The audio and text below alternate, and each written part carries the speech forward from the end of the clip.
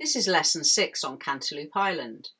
I'm going to look at Herbie Hancock's solo and also Freddie Hubbard's solo from the 1964 recording Empyrean Isles. We're looking at Herbie Hancock's solo on Cantaloupe Island, and this is the solo from Empyrean Isles, recorded in 1964. I'm just going to look at his solo and analyse it and play it to you. So here is the solo. I'm just going to count 4 in and then come in on beat 4. Okay, 1, 2, 3.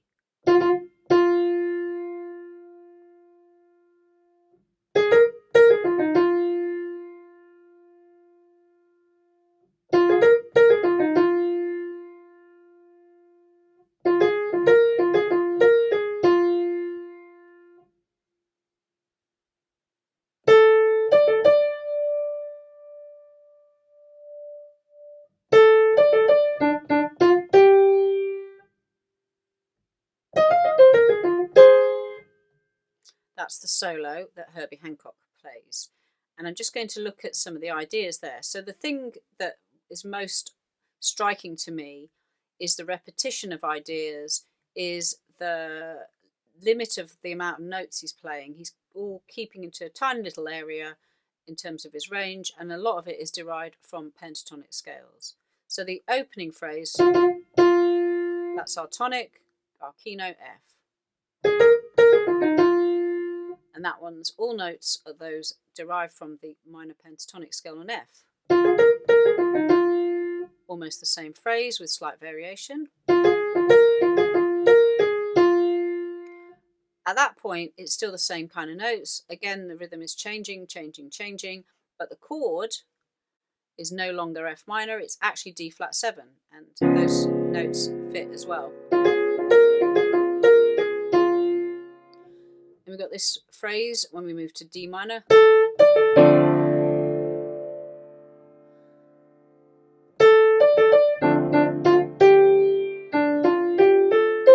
So that's all derived from that minor pentatonic scale, which we learnt in a previous lesson. And then got this final phrase, which again is derived from the F minor pentatonic, because we're coming back to F minor chord.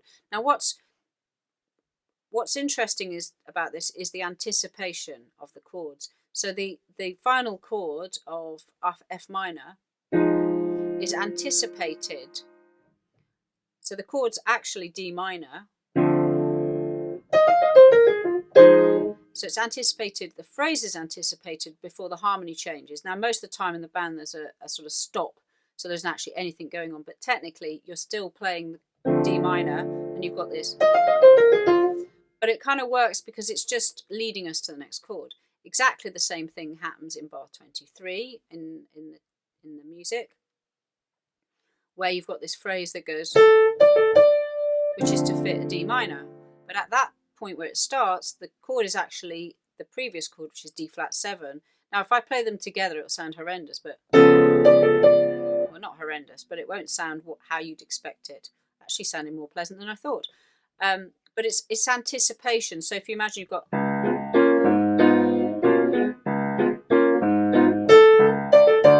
and we accept it with our ear because it's like we know it's coming. And if you play it with a lot of confidence and rhythmic assurity, it'll be possible to do that. If you look at the nature of the notes, they're very rhythmic, lots of semi-quavers. This is a sort of funky tune. You get far more semi-quavers than say a swing tune, which just tends to be swung triplets. So you've got this, you've got lots of variations of rhythms. In the Freddie Hubbard solo, which I'm going to play now, some of it's a lot simpler and some of it's a lot more complicated. I've only looked at the beginning of it.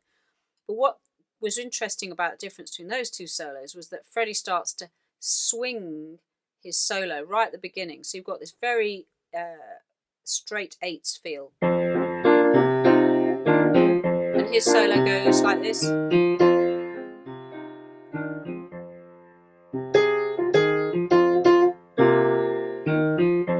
So that opening phrase is swung, but the band are playing much more straight.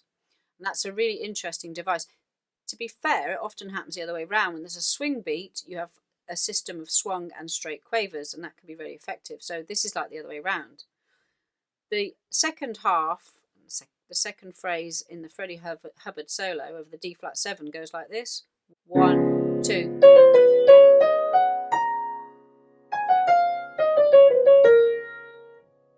And it's a lot, there's a lot more notes, a lot more chromaticism in that than the opening phrase, which is very simple.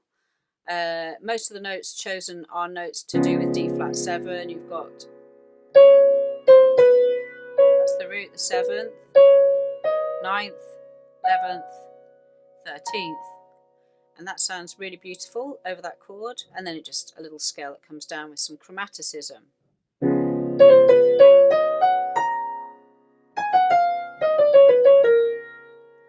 So 2 different approaches to soloing, 2 completely different instruments, and there is an element of knowing what sounds good on your instrument. Trumpets are very good at doing long notes and varying the tone. Piano is not so good on long notes. There are long notes on this, but I think they're really like rests because the sound dies so quickly. And especially when you're in a band situation where everyone's really loud. The piano is, the sound, you hear it and then it disappears. So often piano solos are a little bit more involved and have a lot more notes generally to them, because if they just play a single note, it tends to disappear. The sound disappears. So once you've got a solo, the best thing is to play it along with the recording at full speed, and that might take you several weeks because you've got to work out the notes. And if you're like me, you like to write them out because you forget what you're doing because you've got so many projects on the go. But I know a lot of people like to do it by ear. Play along with the recording. And then you might find as you start playing your own improvisation that you can't but help refer to bits of his solo. And that is considered a very good thing. So don't worry if you're soloing and you nick a bit of Herbie Hancock's solo.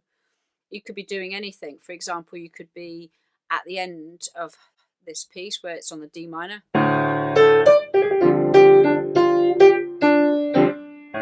And then put in Herbie's little quote.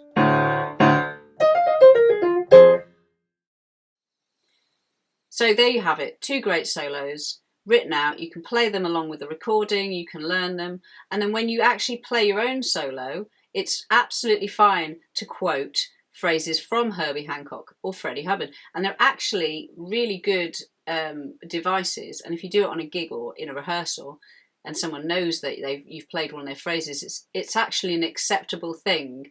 It sort of shows everyone that you've studied that art. So don't be frightened to quote a little phrase from Herbie Hancock. But in the same area, you can also use those phrases to create your own improvisation. And so that's lots of ideas on how to play Cantaloupe Island. And as I said previously, don't be afraid to steal some phrases from Herbie Hancock or Freddie Hubbard. So that's the final lesson. You should be able to play the tune by now. You should be able to improvise and have some ideas of scales that work with it. If you're a pianist, do join me for the bonus sessions. We've got 3 bonus lessons, and I'll be examining the groove and how to coordinate the 2 hands.